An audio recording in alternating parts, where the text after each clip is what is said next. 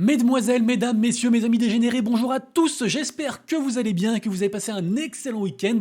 Bienvenue sur la première chaîne d'actualité quotidienne qui parle de NFT et de jeux blockchain. Vous le savez, on est ensemble tous les jours pendant un petit quart d'heure. Très joli programme aujourd'hui à vous proposer, si vous le souhaitez.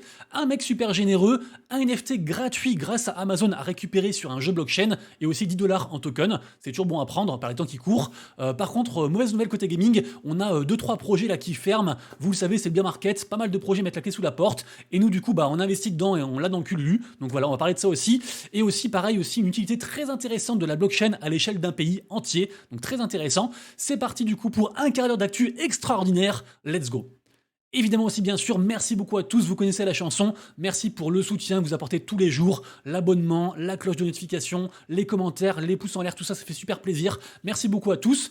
Exceptionnel aussi, j'ai sorti une vidéo ce matin, vidéo un petit peu coup de gueule, vous irez voir ça, ça s'appelle du coup l'effondrement des NFT en 5 chiffres accablants, les chiffres sont vrais, la conclusion un peu moins, allez voir tout ça.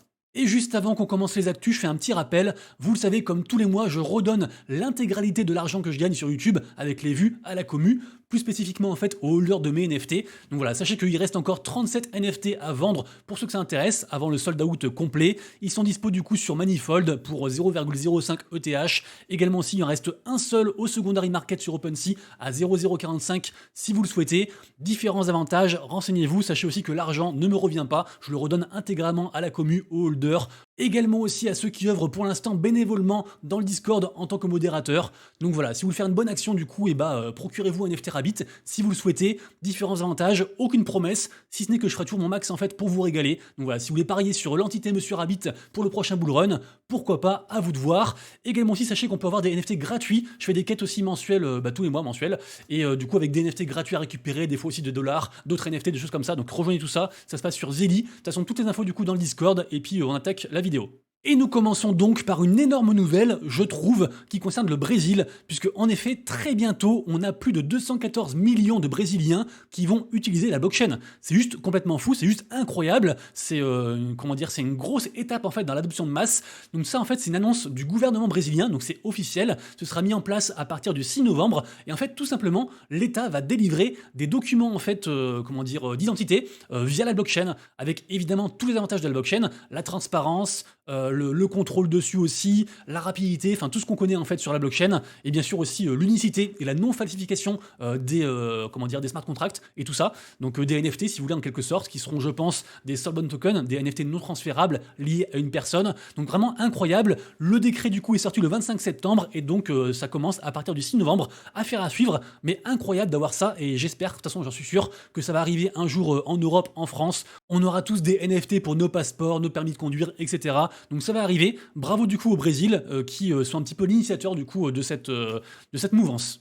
Parlons ensuite de la série télé Crapopolis, puisque du coup, ça y est, c'est sorti. C'est sorti il y a quelques jours sur Fox TV. Donc c'est un peu une série en mode satirique qui me fait beaucoup penser, c'est un dessin animé, ça me fait beaucoup penser à Désenchanté, qui est dispo sur Netflix pour ceux qui connaissent. Sachez que c'est le co-créateur de Rick et Morty qui a fait la série, donc Dan Harmon, donc assez impressionnant. La série donc est sortie. Ceux qui veulent la regarder, il faut un VPN, parce que forcément c'est indisponible en France. Mais voilà, il y a différentes façons de retrouver du coup les épisodes pour ceux que ça intéresse.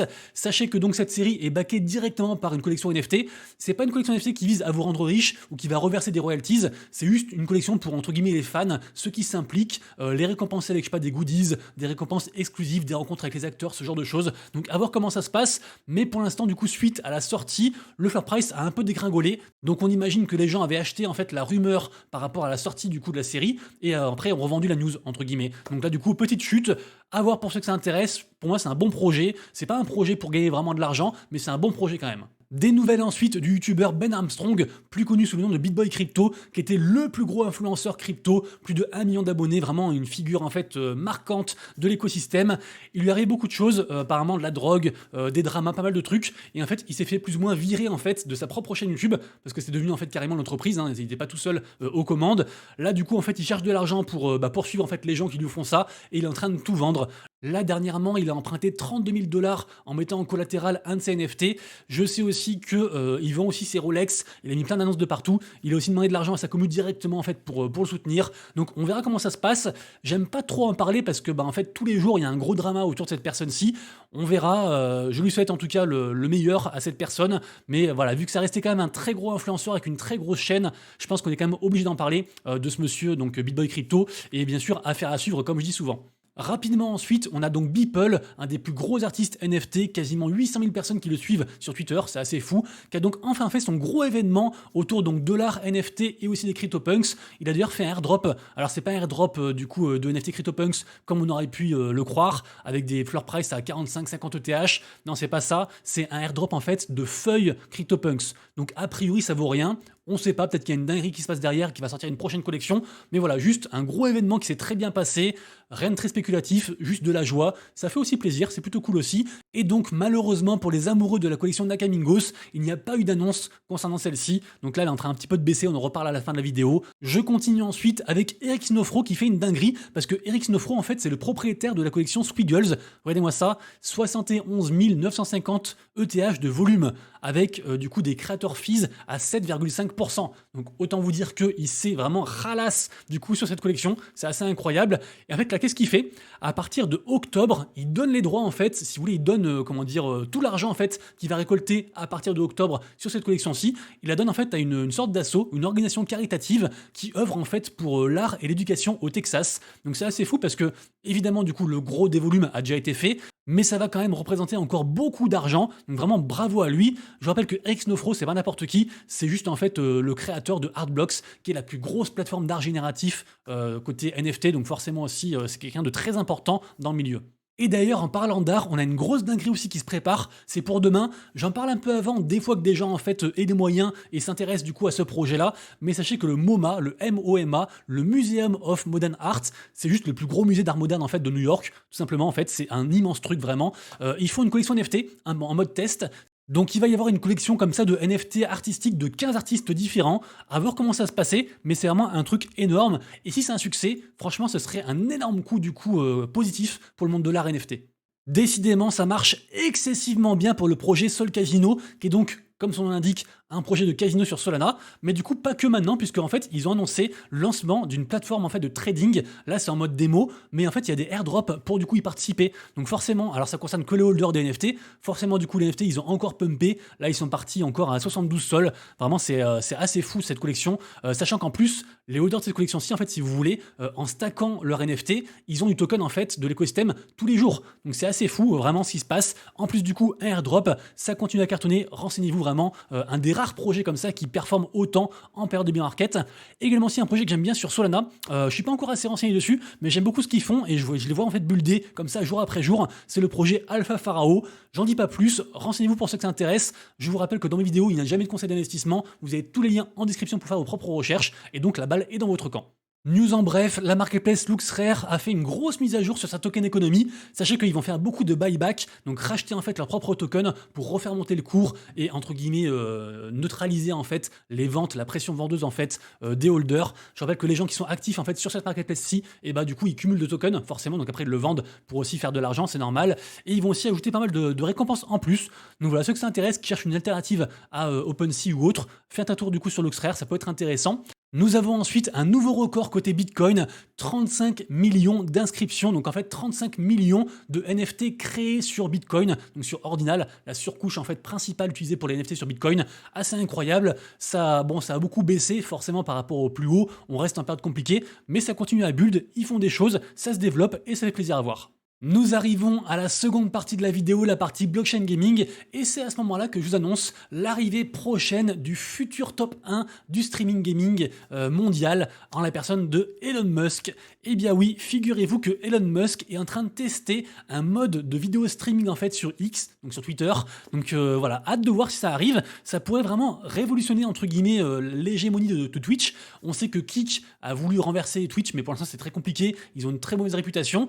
Est-ce que du coup Twitter pourrait rivaliser avec Twitch, voire les renverser et entre guillemets faire une saine concurrence pour peut-être plus rémunérer du coup les créateurs de contenu? Je ne sais pas, mais en tout cas voir Elon Musk streamer, c'est quelque chose de très intéressant je trouve. Donc hâte de voir comment ça va se passer.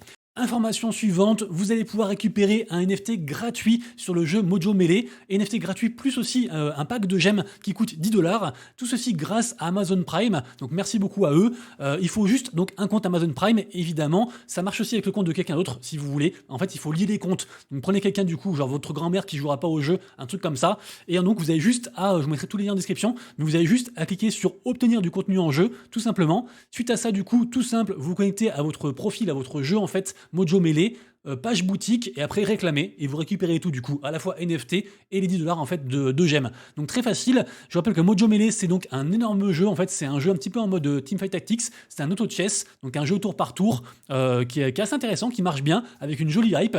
Et je vous rappelle aussi bien sûr que pour aller plus loin sur Amazon Prime, il y a souvent ce genre d'offres. Alors c'est assez rare côté play to earn, sachant qu'en fait Mojo Melee c'est considéré comme un play and own. Il n'y a pas vraiment de mécanique de jeu de play to earn. En fait on joue, on gagne en fait des NFT qu'on peut après revendre sur la marketplace, mais il n'y a pas genre un token exprès comme ça pour vous récompenser en fait tous les jours comme certains ont fait. D'ailleurs mécanique qui a souvent tué en fait les jeux parce que souvent en fait ils ont ce qu'on appelle une très mauvaise token économie. Bref du coup Amazon Prime fait souvent du coup ce genre d'offres. Sachez qu'il n'y a plus l'offre sur Blancos Block Party, mais il y a aussi l'offre sur MyPet Hooligan.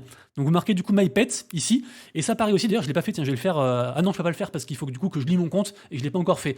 Mais en gros MyPet Hooligan c'est un très gros jeu en fait, jeu un petit peu de combat en fait, où on dirige un lapin. Donc là aussi pareil très simple, vous avez juste à cliquer sur obtenir du contenu en jeu, et après en fait il faut lier du coup son compte Amazon Prime avec du coup votre compte en fait de MyPet Hooligan. Moi je l'ai pas encore fait, ça prend genre 5 secondes, faut que je le fasse. Mais voilà, toujours très intéressant de profiter de ce genre d'offres parce que c'est des projets qui marchent bien et on sait jamais, hein, si un jour ça coûte très très cher, pourquoi pas. J'ai vu que par exemple les NFT en fait du projet Planète Mojo, si on va voir du coup sur Champion, donc le NFT gratuit en fait, c'est le NFT qui s'appelle, c'est les champions qui s'appellent Tail je crois, un truc comme ça. C'est Hail ici qui coûte 10 Matic, donc ça reste quand même 10 Matic gratuit, donc voilà, c'est le bien market, on prend tout ce qu'on peut prendre hein, évidemment.